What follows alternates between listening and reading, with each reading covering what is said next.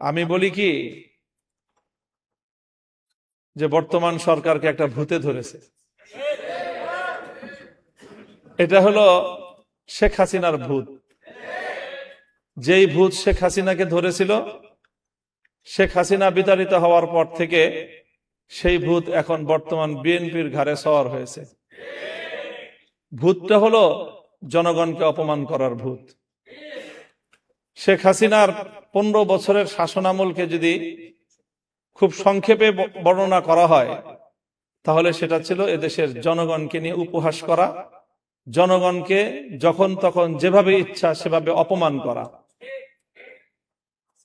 শেখ হাসিনা বাংলাদেশের মানুষকে শুনিয়েছিল নতুন এক গণতন্ত্রের সংজ্ঞা, উন্নয়নের গণতন্ত্র। জনগণের মতামত লাগবে না, তিনি পদ্মা সেতু আর মেট্রো রেল দিয়ে গণতন্ত্র বাস্তবায়ন করেছিলেন। এভাবে সর্বশেষ শেখ হাসিনার পতনের কফিনে সর্বশেষ যে ব্রেকটা ঠুকেছিল, সেটাও ছিল জনগণকে অপমান করার এক ভয়াবহ বিভৎস দৃষ্টান্ত। বলেছিল বাংলাদেশের 4 কোটি ছাত্র জনতাকে রাজাকারের নাতিপুতি। ভুলে যাওয়ার কথা নয়, আমার দেশের আত্মমর্যাদা সম্পন্ন 4 কোটি ছাত্র জনতা সেদিন রাতের অন্ধকারে বেরিয়ে এসে বলেছিল, আমি কে, তুমি কে। এত তাড়াতাড়ি ভুলে গেলেন জনগণকে অপমান করার পরিণাম? সেই শেখ হাসিনার জনগণকে অপমান করার ভূত এসে সওয়ার হয়েছে এখন বিএনপির কাঁধে। এই জন্য বিএনপির পক্ষ থেকে একবার জনগণের সার্বভৌমত্বের প্যারালাল এনে দাঁড় করানো হয় তাদের 2/3 সংসদের এই সার্বভৌমত্বকে। এখানে সংসদে দাঁড়িয়ে গোটা জাতিকে মূর্খ সাব্যস্ত করা হয়। বলেন নাই উনি যে এদেশের জনগণ তারা যে গণভোটে ভোট দিয়েছে, না বুঝে ভোট দিয়েছে? গোটা দেশের জনগণকে মূর্খ সাব্যস্ত করেন। এরপরে উনি মাস্টার সাজেন এই মূর্খ জনগণকে বোঝানোর জন্য। উনি মাস্টার সেজে এদেশের সংসদের 300 সদস্যকে আর এই 300 সদস্য যারা গোটা দেশের জনগণের প্রতিনিধিত্ব করে তাদেরকে সংবিধান পড়ান মাস্টার সেজে। দাম্ভিকতার একটা সীমা থাকা উচিত। আপনারা জনগণকে অপমান করছেন।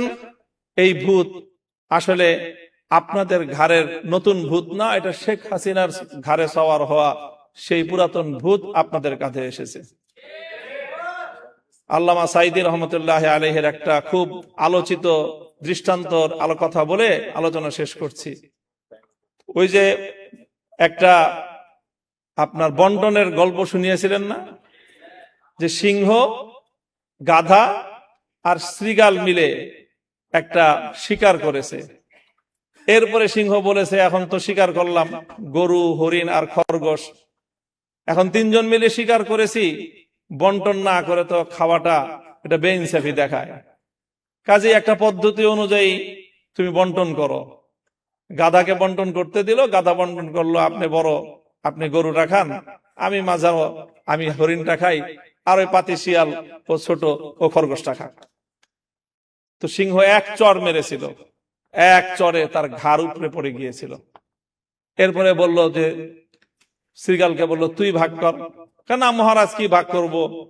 না না, আমি তো ভাগ ছাড়া খাবো না, আমি তো সিস্টেম ছাড়া খাই না, সাংবিধানিক পদ্ধতি বাস্তবায়ন হবে তারপরে সে আমি খাবো। শ্রীগাল বলল যে আপনি গরুটা দিয়ে সকালবেলায় আপনি ব্রেকফাস্ট করবেন, হরিণটা দিয়ে ডিনার করবেন, লাঞ্চ করবেন, আর খরগোশটা দিয়ে আপনি ডিনার করবেন। জিজ্ঞাসা করলো, এত সুন্দর বন্টন তোরে শিখাইছে কে?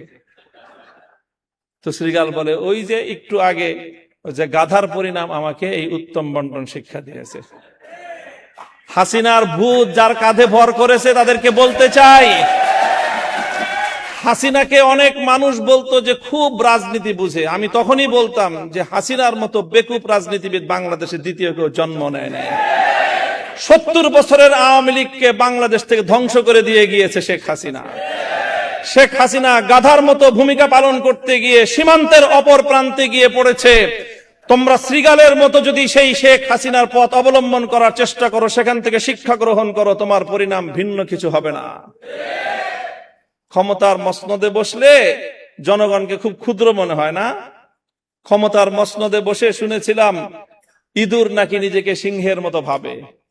আজকে বিএনপির অবস্থা দেখে মনে হচ্ছে তারা ক্ষমতার মসনদে বসার পর জনগণকে তারা ইঁদুর আর নিজেদেরকে সিংহের মতো ভাবছে। আমরা পরিষ্কার ভাষায় বলি, জনগণকে সম্মান করতে শিখো। গণভোটের যে রায়, বাংলাদেশে এটি চতুর্থ গণভোট আজকের আলোচনায় এসেছে। বাংলাদেশের তো নয়, বিশ্ব ইতিহাসে রেফারেন্ডাম এবং গণভোটকে এইভাবে উপেক্ষা করার কোন দৃষ্টান্ত এবং নজির নাই। এই নতুন নজির সাব্যস্ত করে, নতুন নজির স্থাপন করে নিজেদেরকে ইতিহাসের আস্থা করে নিক্ষেপ করবেন না। শহীদ জিয়াউর রহমান, বেগম খালেদা জিয়ার, বিএনপির প্রতি আমাদের এটা সর্বশেষ শুভকামনা। এরপরও যদি আমাদের আর কিছু বলতে হয়, আন্দোলনের মাঠে কথা হবে, রাজপথে আমরা তোমাদেরকে মোকাবেলা করবো ইনশাআল্লাহ। আপনাদের সকলকে অসংখ্য ধন্যবাদ। এবং 11 দলীয় ঐক্য যে অব্যাহত এই গণভোটের রায় কার্যকর করার জন্য যা যা করতে হয় তাই করবে ইনশাআল্লাহ। 11 দলীয় ঐক্যের শরিক দল বাংলাদেশ খেলাফত মজলিস ইতিমধ্যে আগামী 24শে এপ্রিল সোহরাওয়ার্দী উদ্যানে গণসমাবেশের ডাক দিয়েছে। এভাবে পর্যায়ক্রমে আমরা ইনশাআল্লাহ এই গণভোটের রায় কার্যকর করে ঘরে ফিরব। সকলকে সেই আন্দোলনের পথে থাকার উদাত্ত আহ্বান জানিয়ে বক্তব্য শেষ করছি। আসসালামু আলাইকুম ওয়া রাহমাতুল্লাহ।